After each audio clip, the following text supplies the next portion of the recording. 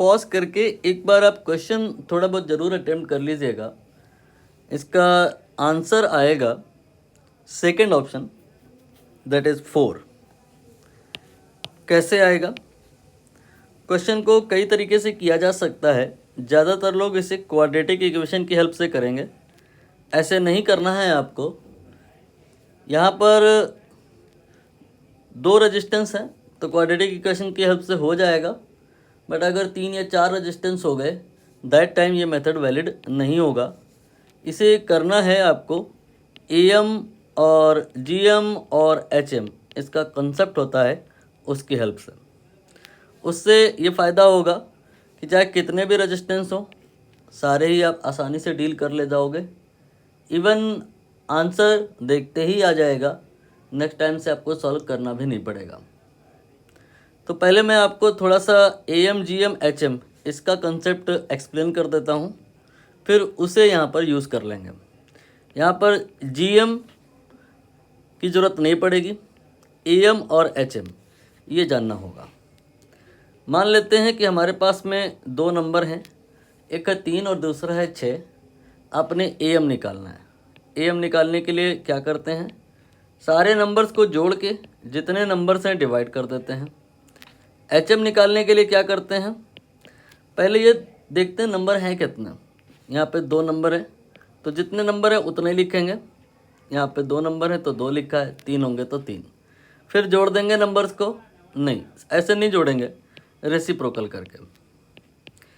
इसके बाद आपको ये पता होना चाहिए कि AM और HM में AM ऑलवेज बड़ा होता है, छोटा नहीं हो सकता है, बराबर भी हो सकता है ओनली व्हेन ये जो नंबर्स हैं अगर इक्वल होते दैट टाइम।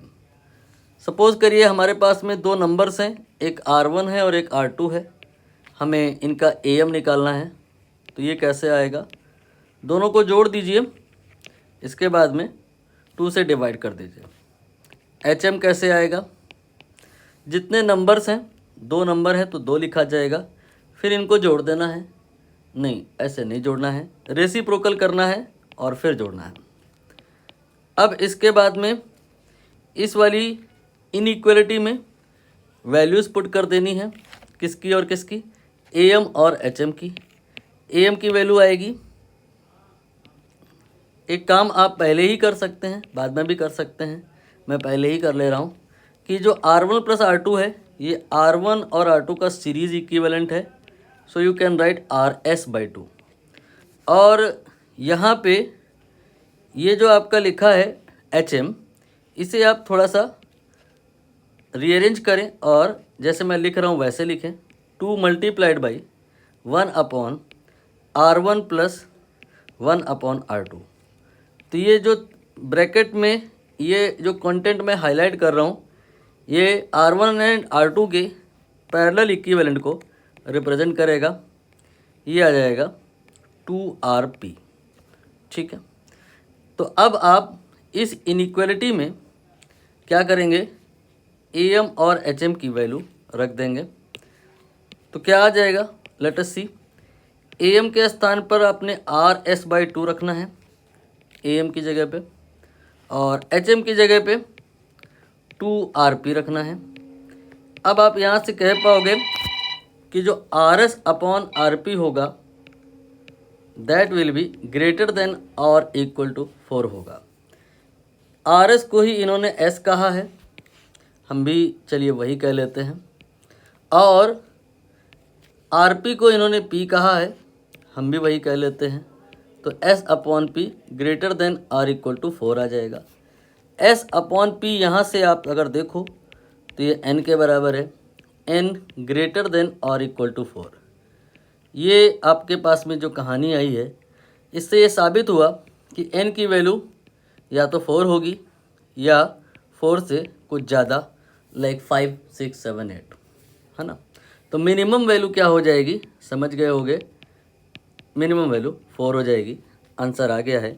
बाकी अब नेक्स्ट टाइम से इस क्वेश्चन को आपने करना नहीं है, ऐसे ही समझ में आएगा कि अगर 2 रेजिस्टेंस होंगे तो फिर आंसर जो आएगा दैट विल बी 4, 2 का स्क्वायर।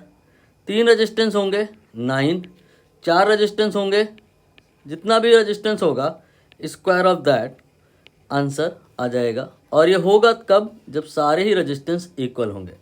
जैसे कि मान लेते हैं दोनों ही रेजिस्टेंस यहाँ पे हम 1 और 1 के बराबर, तो इनका जो सीरीज इक्विवेलेंट आएगा 2 ओम आएगा, और जो पैरेलल इक्विवेलेंट आएगा ये S का वैल्यू है, पैरेलल इक्विवेलेंट 0.5 होगा, और S/P आप निकालोगे 4 आ जाएगा। Very easy. आई होप आपको हर प्रकार से कनेक्ट करना समझ आया होगा। क्वाड्रेटिक इक्वेशन की हेल्प से अगर आप कर रहे हैं, नहीं हो पा रहा है, तो लेटर ऑन आप पूछ सकते हैं।